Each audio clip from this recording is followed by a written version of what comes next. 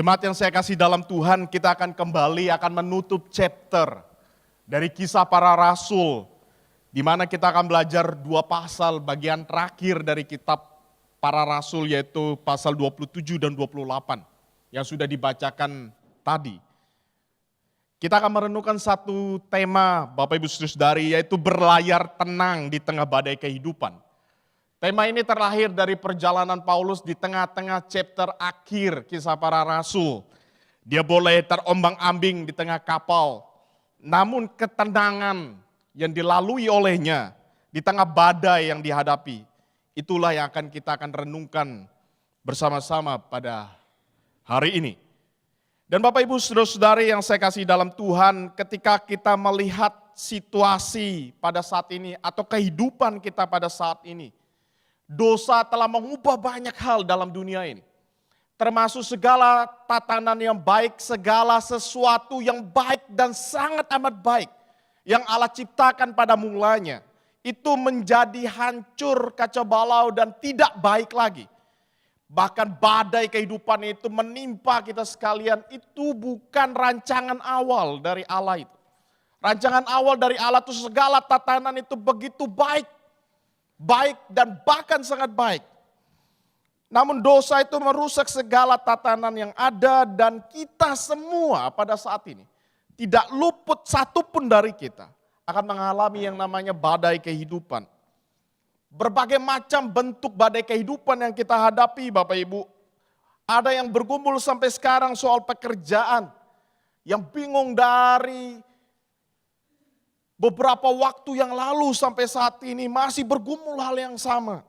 Bahkan bukan hanya pekerjaan, mungkin Bapak Ibu bergumul soal sakit yang Bapak Ibu hadapi.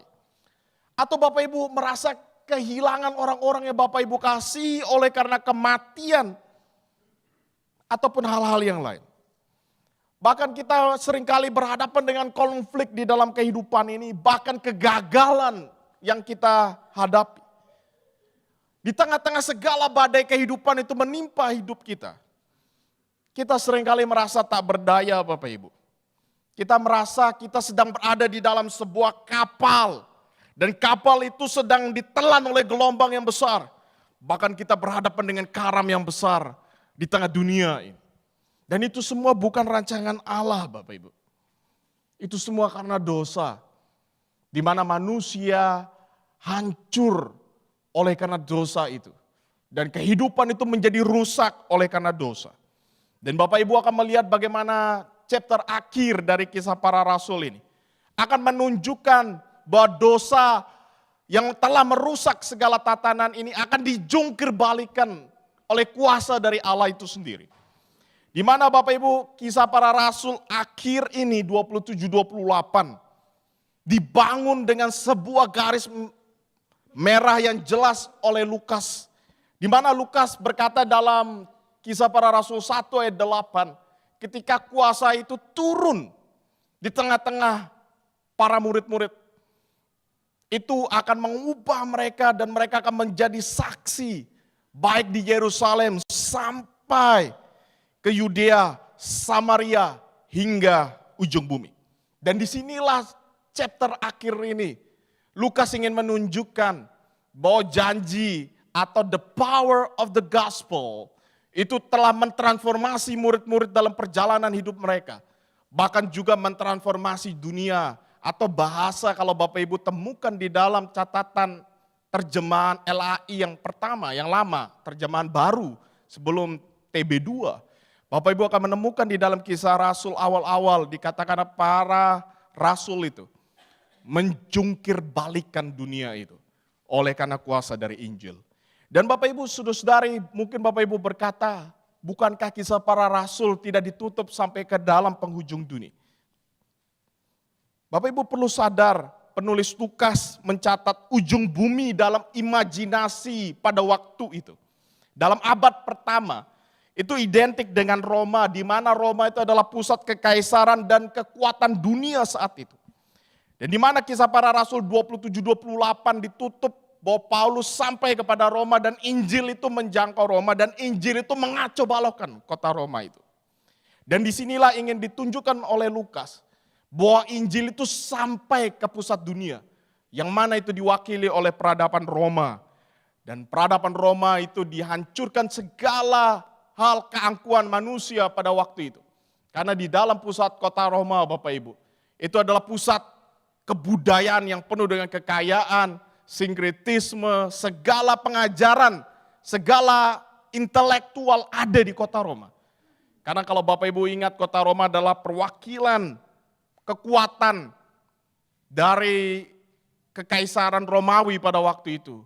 Segala filsafat yang sangat terkenal pada waktu itu dihancurkan oleh karena Injil itu. Dan disinilah tergenapi apa kata Lukas, bahwa saksi para murid-murid dari Yerusalem, Yudea, Samaria sampai ke ujung bumi. Di mana ujung bumi itu diwakili oleh kota Roma. Segala pusat peradaban, intelektual, kekuatan, kekuasaan, segala penyembahan dengan dewa-dewa. Semua ada di kota Roma. Dan kota itu dikalahkan oleh karena tangan Allah yang besar, yang berkarya melalui para rasul pada waktu itu.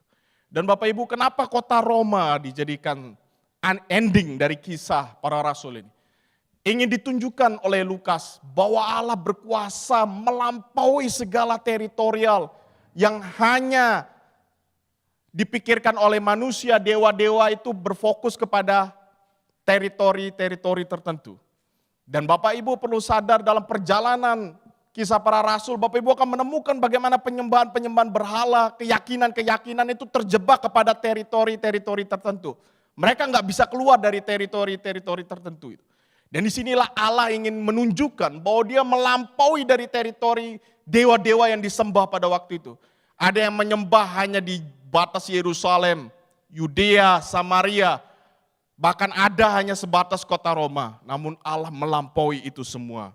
Dan disinilah kemenangan dari Injil, di mana yang dijanjikan oleh Yesus Kristus sendiri. Dan Bapak Ibu, kita akan melihat bagaimana badai kehidupan itu melanda kita sekalian dan melanda perjalanan para rasul, secara khusus Paulus di situ. Dan bagaimana dia menang di tengah badai kehidupan itu. Dan kita saat ini yang juga menghadapi badai kehidupan itu, kita bisa menang di atasnya. Itu bukan karena kita itu hebat, Bapak Ibu. Bukan karena Paulus juga hebat. Namun dikatakan di dalam bagian awal chapter akhir ini, iman itu adalah jangkar di tengah kehidupan Paulus dan juga jangkar sebenarnya di tengah kehidupan kita melewati badai yang kita hadapi. Di dalam ayat pertama kisah ini, dalam pasal 27 dicatat di sana, Paulus itu dibawa ke Roma, Bapak Ibu, bukan sebagai seorang undangan khusus atau tamu istimewa. Catatan Lukas dalam ayat pertama di situ. Paulus ini dibawa ke kota Roma itu sebagai tahanan, Bapak Ibu. Bukan sebagai tamu khusus, sekalipun dia punya hak-hak khusus di kota Roma. Tapi dia bukan sebagai tamu khusus dicatat di sana. Bahkan dia disejajarkan dalam ayat pertama itu dengan beberapa tahanan yang lain. Dia tidak lebih tinggi dari tahanan lain sebagai statusnya. Namun dia punya hak-hak istimewa dicatat di dalam ayat kedua, Bapak Ibu. Hak istimewa, mungkin Bapak Ibu bertanya kenapa Paulus bisa dikisahkan oleh Lukas begitu hebat. Bapak Ibu bisa menemukan itu di dalam catatan ayat kedua, penggunaan kata kami di situ. Di mana Lukas menempatkan diri dia bersama dengan Paulus dalam perjalanan itu. Dia mencatat kisah itu. Dia katakan kami dalam perjalanan itu, dia dan Paulus di situ. Di mana Paulus mengajak Lukas dalam perjalanan. Bapak Ibu, sebagai seorang tahanan bukan hal yang mudah. Bapak Ibu dibawa ke kota Roma itu bukan untuk menikmati perjalanan. Tapi seorang tahanan yang akan menanti sebuah hukuman di kota Roma. Dalam perjalanan sebagai seorang tahanan itu pun sudah merupakan badai yang gak gampang, Bapak Ibu. Karena Roma itu adalah pusat kekaisaran, pusat kekuatan, pusat pengadilan, hukum yang begitu kuat pada waktu itu. Sebagai pusat kekuatan yang melampaui segala hal teritori yang lain. Perjalanan itu bukan perjalanan yang mudah sebagai seorang tahanan. Pasti ada hal-hal yang dipikirkan, dikumpulkan oleh Paulus pada waktu itu. Dan di tengah perjalanan itu Bapak Ibu sebagai seorang tahanan, ayat 10 mencatat. Di tengah-tengah itu menghadapi badai besar, Bahkan dicatat dalam ayat 10, badai itu bukan badai biasa. Badai itu dapat mengancam nyawa mereka. Bapak Ibu, di tengah situasi yang berat sebagai seorang tahanan yang seakan-akan pergi ke satu tempat bukan untuk menikmati, tapi untuk menanti hukuman di sana. Di tengah perjalanan itu pun dia harus menghadapi badai yang tidak gampang, dan catatan ayat 14-20 menggambarkan betapa dahsyatnya badai itu. Orang-orang yang ada di atas kapal itu berkata, akhirnya putuslah segala harapan kami untuk dapat menyelamatkan diri kami. Bapak Ibu, itu ungkapan yang sudah menyatakan gak ada harapan dalam hidup mereka. Mereka menghadapi badai di atas kapal itu, mereka gak akan selamat lagi Bapak Ibu. Itu keputusasaan yang mendalam. Yang kadang kita juga hadapi di dalam dunia ini ketika silih berganti masalah itu timbul. Ketika kita berdoa, Tuhan tolong masalah ini selesai. Harus berapa lama lagi itu kan. Kita yang bergumul mungkin sakit. Dalam kondisi tertentu kita minta, Tuhan tolong lewati saya dari masalah ini. Kita harus menghadapi masalah ini, besoknya menghadapi masalah yang lain lagi. Bukannya berkurang masalah ini, malah bertambah masalah yang lain. Dalam pergumulan yang berat, hal yang sama juga dihadapi Paulus. Dia harus berhadapan dengan status dirinya sebagai tahanan yang menanti sebuah hukuman. Dan dia juga menghadapi sebuah badai yang besar. Bahkan semua yang ada di kapal itu berkata enggak ada harapan lagi bagi mereka. Di tengah situasi itu Bapak Ibu, Paulus sadar bahwa di dalam hidup manusia, perspektif manusia, memang tidak ada harapan. Tapi dia tahu, dia sedang meletakkan jangkar hidupnya, bukan kepada dirinya. Bukan kepada kapal itu, bukan kepada situasi yang dihadapi. Tapi dia letakkan jangkar itu kepada imannya, kepada Allah. Karena dia tahu Bapak Ibu, bahwa kuasa Allah itu adalah kuasa yang melampaui segala hal yang ada di dunia. Termasuk segala kuasa yang sedang dihadapi. Baik kuasa kekaisaran Romawi, kuasa dari alam pada waktu itu. Dia sadar bahwa Tuhan punya sesuatu yang melampaui itu semua. Sehingga dalam ayat 23 Paulus berkata, janji Allah itu jauh lebih kuat daripada badai yang dihadapi. Dia katakan sebab malam ini dengan keyakinan. Sebagai seorang tahanan lagi Bapak. Dia berkata dengan tegas kepada orang-orang yang ada di kapal itu. Dia sebagai seorang tahanan, semua orang nyerah pada waktu itu. Dia berkata sebab malam ini seorang malaikat dari Allah, yaitu Allah yang aku sembah, sebagai miliknya berdiri di sisiku. Itu ungkapan iman yang luar biasa Bapak Ibu. Kita bisa melihat gelombang itu bisa menghantam kapal pada waktu itu. Baik itu kekuatan dari alam yang menghantam kapalnya, juga kekuatan dari kekaisaran Romawi yang sedang menanti dia untuk dia dihukum. Dia katakan itu semua tidak bisa gagalkan rencana Allah. Dia katakan bahwa jangkar yang dia letakkan bukan jangkar kapal itu. Bukan juga jangkar kekuatan dirinya. Tapi dia katakan bahwa Allah lah pusat dari segala sesuatu. Allah lah kekuatan. Bagaimana Paulus bisa seperti itu Bapak Ibu? Itu bukan kekuatan manusia Bapak Ibu. Ungkapan itu lahir oleh karena kuasa Allah mentransformasi Paulus itu. Itu adalah kekuatan Injil yang mengubah hati Paulus yang dulu dia hanya andalkan dirinya. Ketika dia berhadapan dengan sesuatu yang tidak mampu dia kontrol, dia sadar bahwa Tuhan mengontrol segala sesuatu. Itu kuasa Injil yang dikatakan dalam Kisah Para Rasul bagian yang awal, bahwa Injil itu dengan kuasa Roh Kudus akan mengubah para murid-murid, bahkan juga akan mengubah dunia ini. Dan inilah yang dibuktikan bahwa iman itu adalah jangkar dari segala sesuatu. Bahkan Martin Luther mengatakan Bapak Ibu, iman bukanlah keadaan, bukanlah melihat keadaan yang tenang, melainkan berpegang pada janji Allah ketika seluruh dunia ini tanpa runtuh. Kita mungkin berhadapan dengan situasi yang gak gampang. Ada badai kehidupan yang kita sedang hadapi. Saya nggak tahu berbagai macam badai kehidupan yang Bapak Ibu hadapi pada saat ini. Bapak Ibu mungkin berkata, Tuhan saya sudah tidak kuat lagi. Ketika badai itu datang, badai yang lain menimpa Bapak Ibu. Bahkan ada badai yang lebih besar lagi, gelombang besar yang menimpa Bapak Ibu. Tapi apakah Bapak Ibu menempatkan hidup Bapak Ibu itu kepada diri Bapak Ibu? Atau kepada Tuhan yang berkuasa di atas segala sesuatu? Paulus bisa bertahan di tengah itu bukan karena dia hebat Bapak Ibu. Tapi karena dia punya Tuhan yang lebih hebat dari segala hal yang ada di dunia.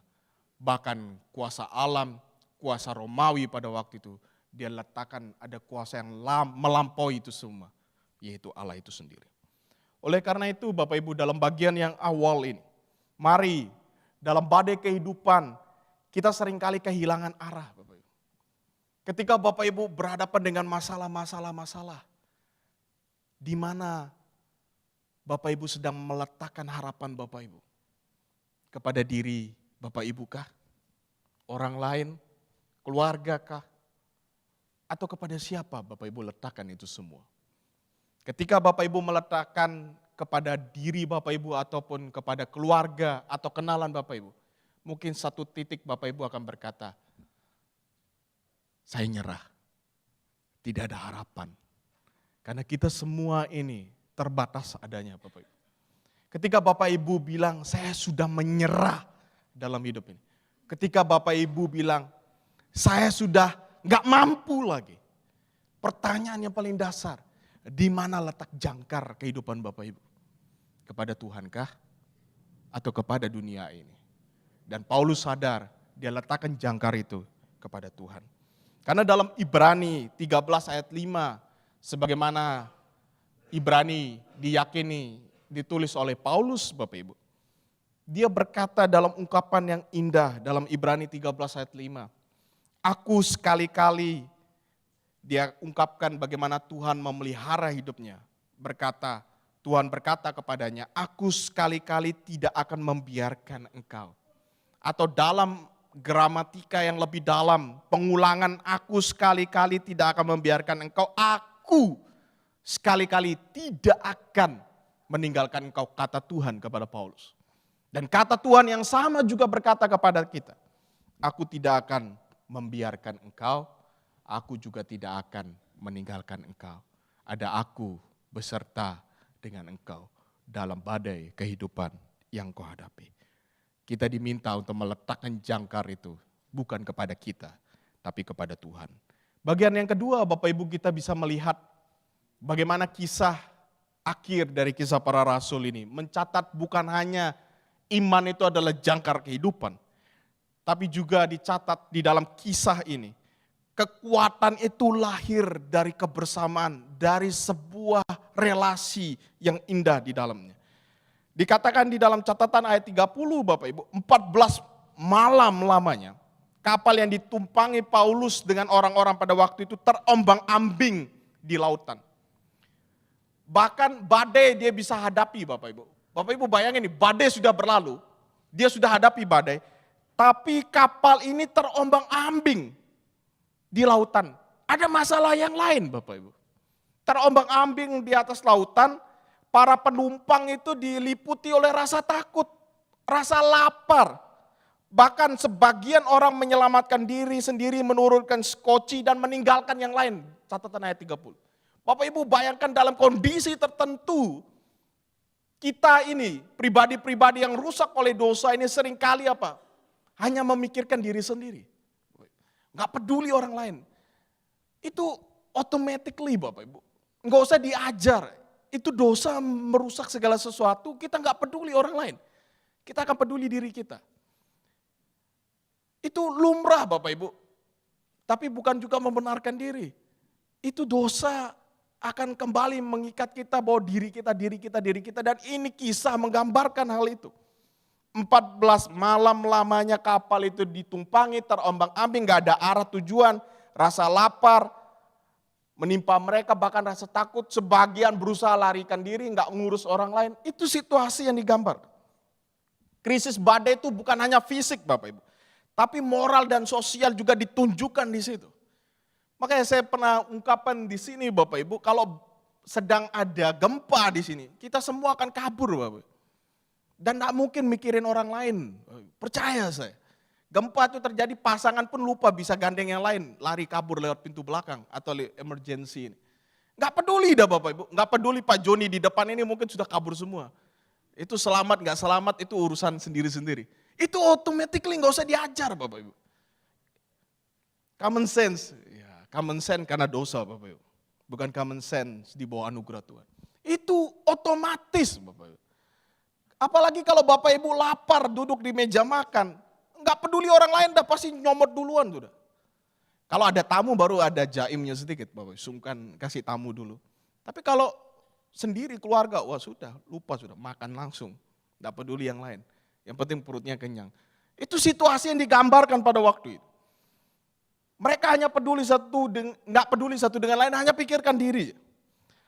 Tapi dicatat dalam ayat 22, ayat 34 dalam kondisi yang demikian. Dikatakan Paulus berdiri di tengah mereka. Bahkan di dalam ayat 22 yang kita sudah lihat tadi. Dia katakan tidak seorang pun dari antaramu akan binasa. Dia kata. Ayat 34 juga ungkapan yang sama. Lalu dalam ayat 35 dicatat di sana. Dia katakan apa? Dia ngajak semua orang makan bersama-sama, memimpin mereka, mengucap syukur, memecahkan roti, dan makan di hadapan mereka semua. Makan bersama-sama. Bapak Ibu, ini tindakan yang gak umum. Harusnya itu dia untuk dirinya, menyelamatkan diri. Tapi Paulus malah berdiri menguatkan orang-orang yang tersisa pada waktu itu. Bahkan ngajak mereka makan bersama. Dengan simbolisasi seperti sakramen perjamuan yang kita seringkali lalui. Makanya dalam Korintus seringkali dia katakan memecahkan roti bersama-sama dan sebagainya. Ungkapan yang sama juga dipakai di dalam kisah ini. Lukas mencatat Paulus berdiri di tengah mereka. Dia katakan kita tidak akan binasa. Roti yang ada dia ajak, dia pecahkan dengan ucapan syukur. Ini nggak masuk akal dalam hidup manusia. Orang akan otomatis kalau ada masalah itu akan berusaha menyelamatkan dirinya Bapak Ibu. Nggak peduli orang lain. Tapi Paulus di tengah ini malah ajak mereka bersyukur dalam kondisi yang terpuruk. Bersyukur bersama-sama menikmati berkat Tuhan. Ini sesuatu yang nggak umum pada waktu itu. Tindakan yang sederhana dalam simbolisasi yang dilakukan Paulus di sini. Memulihkan semangat mereka bersama-sama.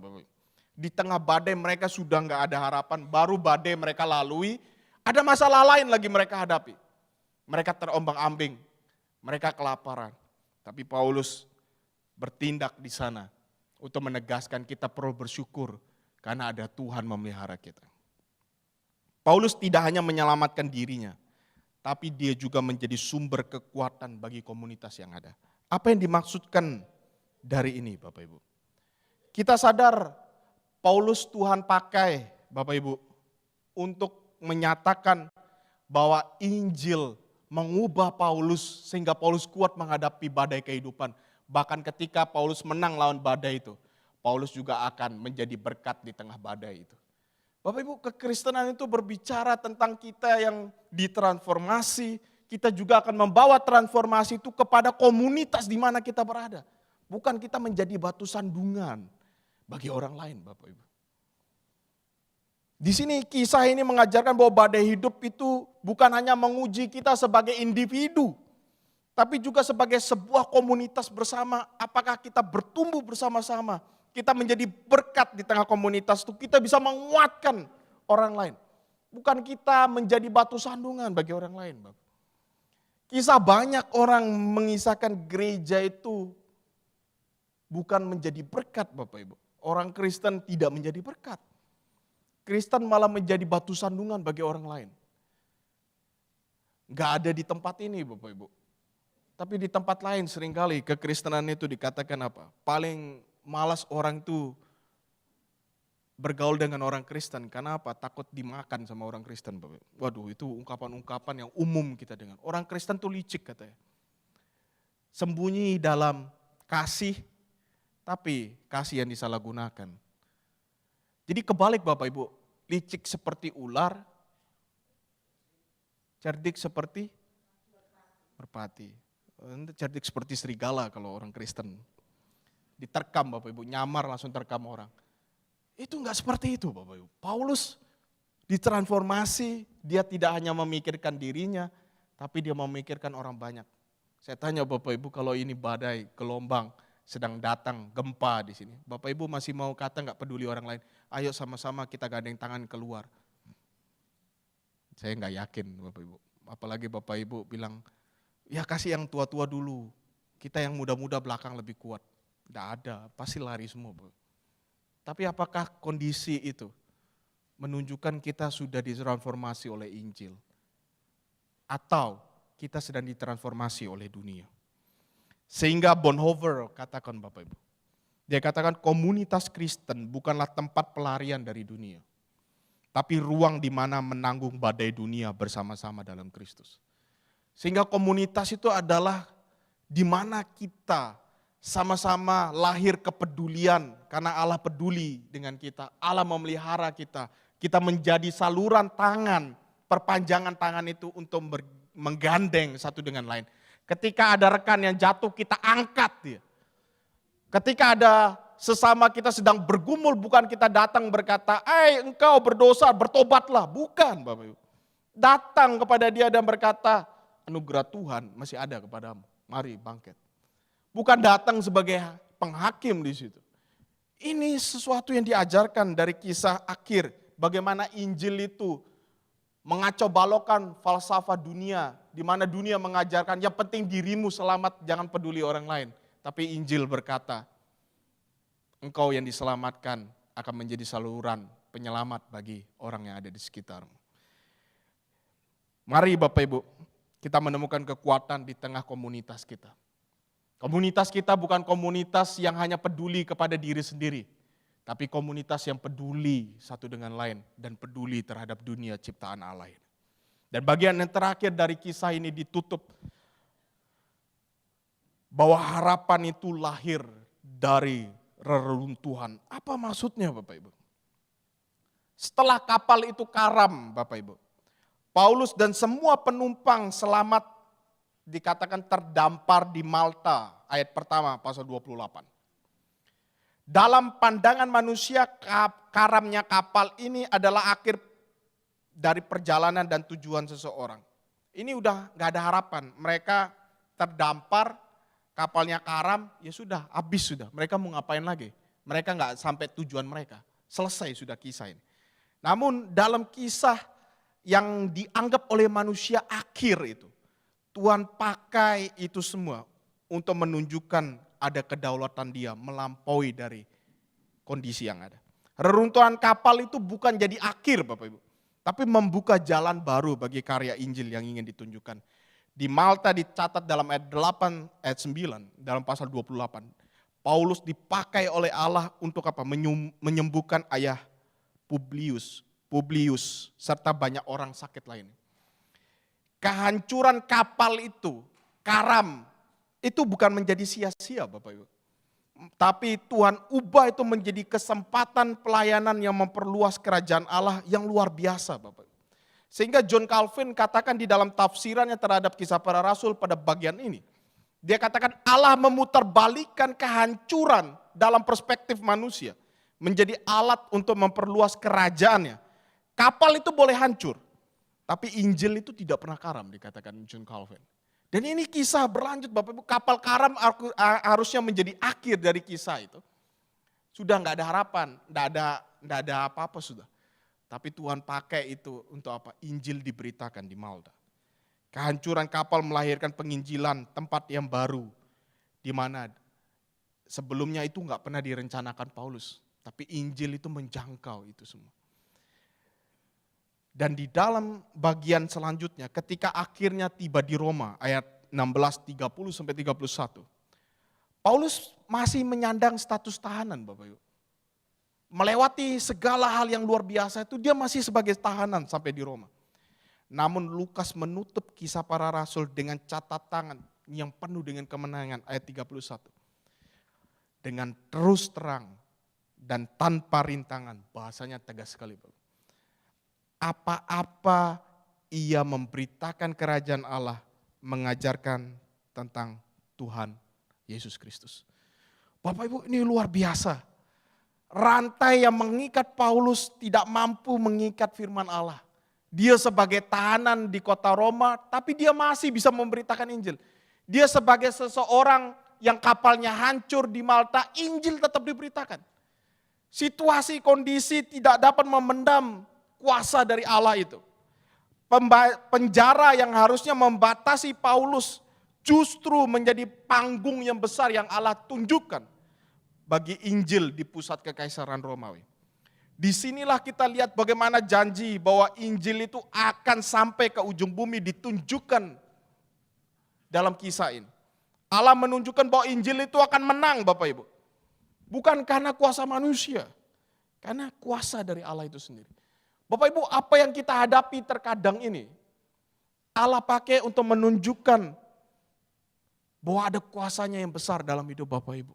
Yang kadang kita nggak bisa bayangin. Kadang kita merasa sudah ini akhir hidup kita. Ketika kegagalan yang kita hadapi, apapun itu. Kita merasa sudah ini ending hidup saya.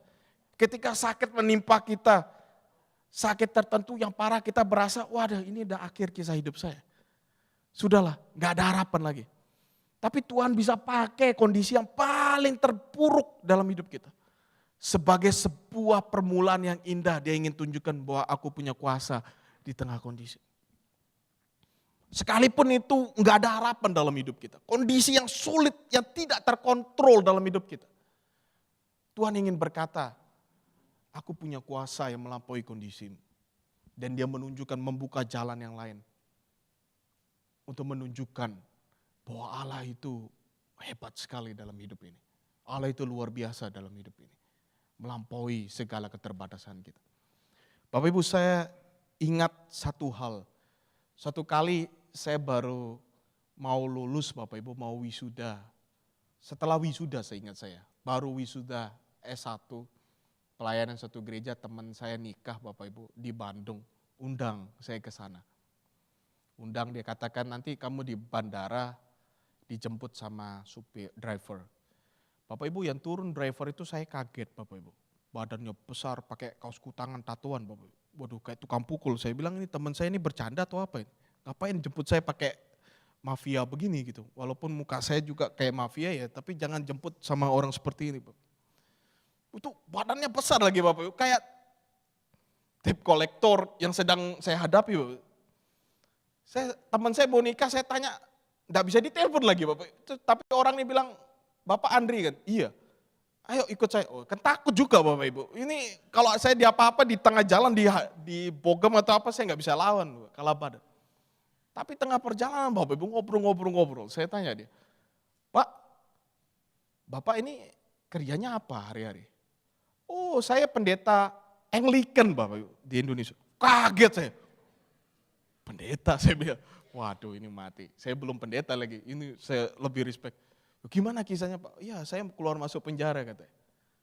Waduh saya udah tambah takut itu, keluar masuk penjara nanti ada apa-apa saya salah ngomong kan bahaya. Tapi saya kaget, orang yang gak masuk akal, dia jelaskan saya ini kriminal, bahkan pernah bunuh orang lagi. Waduh badannya besar, tatoan, waduh itu kayak sudah duduk sebelah dia itu keringat dingin Bapak Ibu. Ada apa-apa itu habislah saya. Saya nggak tahu kota Bandung lagi waktu itu. Tapi saya melihat bagaimana Injil itu Bapak Ibu. Dia katakan hidupnya itu pernah masuk penjara, nggak ada harapan, dia sudah mau akhiri hidupnya Bapak. Keluar penjara juga dia nggak ada terang. Gitu. Tapi dia katakan suatu kali saya masuk ke gereja, ada gereja yang menerima saya Bapak. Membimbing saya, menolong saya, dan saya tahu anugerah Tuhan besar melampaui hidup saya. Bapak Ibu sampai dia nyerahkan diri, dia layani banyak anak jalanan dan sebagainya di kota Bandung. Bapak itu sesuatu yang luar biasa. Dan kita melihat bahwa kisah para rasul bagian akhir dari pasal 28, Paulus ingin mengatakan sekalipun dia gak melihat ada secara harapan, tapi Tuhan pakai di tengah kegelapan itu, cahaya itu akan bersinar. Paulus tidak perlu mencari lilin ataupun apa. Di kegelapan itu sendiri Allah akan menunjukkan terang itu akan ada. Dan di dalam dunia ini juga Tuhan akan memakai Bapak Ibu, apapun kondisi Bapak Ibu, yang mungkin Bapak Ibu merasa nggak ada harapan. Tidak ada harapan. Tapi pada saat Bapak Ibu berkata tidak ada harapan, Tuhan berkata ada harapan di sana. Karena semua ada di dalam genggamanku. Ini adalah kuasa yang diberikan kepadamu. Dan itulah yang dikatakan Kisah Para Rasul pasal 1 ayat 8. Kuasa akan turun ke atasmu. Dan kuasa itu akan menjungkir balikan dunia ini. Dan Bapak Ibu juga dan saya menghadapi badai hidup. Tapi percayalah, Tuhan kita melampaui itu. Sama seperti orang ini Tuhan bisa ubah, Tuhan tunjukkan jalan yang besar dalam hidupnya. Memakai keputusasaan hidupnya. Ketika dia berkata, wah nggak ada, siapa mau pakai orang yang seperti ini, punya catatan rekod yang buruk. Tapi Tuhan pakai untuk Injil diberitakan. Apalagi Bapak Ibu. Bahkan banyak kisah yang lain Bapak Ibu, yang mungkin ada di tengah kita, yang juga saya pernah temui, orang yang sakit kanker, bukannya putus asa, yang sudah divonis hampir tinggal bertunggu waktu. Di tengah waktu yang tersisa, bukannya dia putus asa, menangis, meratapi hidup. Namun dia pakai untuk layani Tuhan, dia kuatkan orang yang sakit yang lain. Banyak kisah dalam hidup ini Tuhan ingin menunjukkan bahwa Tuhan bisa berkarya melampaui apapun. Sehingga N.T. Wright katakan, seperti Yesus melalui penderitaan menuju kebangkitan, dia katakan, Paulus juga ditunjukkan bahwa dia bisa melewati badai dan kapal karam menuju babak baru misi Injil. Paulus bisa karena Yesus lebih dulu menunjukkan itu. Dan Paulus bisa melaluinya karena Yesus menyertai dia. Ketika Paulus berkata, ikutlah aku seperti aku mengikut Yesus. Pada saat ini juga Paulus berkata kepada kita, mari ikutlah Yesus. Kita akan menang melalui segala sesuatu. Bukan karena situasinya akan berakhir, namun kita akan menang di dalam segala situasi. Sehingga kapal karam sebagai akhir, tapi justru membuka pintu penginjilan di Malta dan di Roma. Inilah kehidupan Paulus. Inilah kisah Injil itu. Cermin kecil pola yang Kristus tunjukkan penderitaan, kematian, kebangkitan, dan new mission diberikan. Demikian juga kita sekalian. Tuhan sedang bekerja melampaui segala sesuatu dalam hidup kita. Reruntuhan hidup bukanlah akhir. Kegagalan dan keterbatasan dapat menjadi lahan bagi karya Allah. Seperti Paulus, dari luka justru lahir harapan. Dari keterpurukan, kegagalan akan lahir keberhasilan. Karena Tuhan sedang memegang sesuatu yang besar. Apa yang kita hadapi is not ending your life. The story of your life. It is the chapter by chapter in your life. Apa yang kau hadapi pada saat ini bukan chapter akhir dari hidupmu. Merupakan bagian dari bagian chapter yang sedang menuju kisah ending itu. Di mana kisah ending mengatakan Kristus adalah pemenang dari segala sesuatu. Tuhan berkati kita semua, Tuhan tolong kita semua. Mari kita berdoa bersama.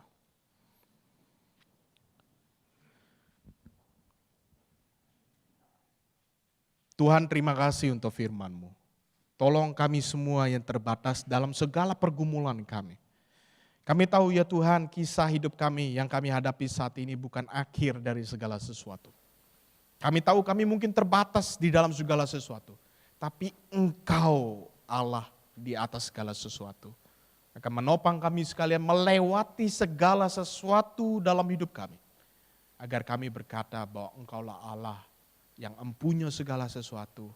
Engkaulah Allah yang memegang segala sesuatu. Engkaulah Allah di atas segala sesuatu. Engkaulah Allah yang menang di atas segala sesuatu. Tolonglah kami Tuhan dalam pergumulan kami masing-masing. Agar kami boleh melihat Kristus yang menang atas segala sesuatu. Demikian hidup kami penuh dengan kemenangan. Bukan karena kami. Tapi hanya kepada Engkau sajalah tempat kami bersandar. Terpujilah Engkau demi Yesus Kristus. Kami berdoa dan bersyukur. Amin.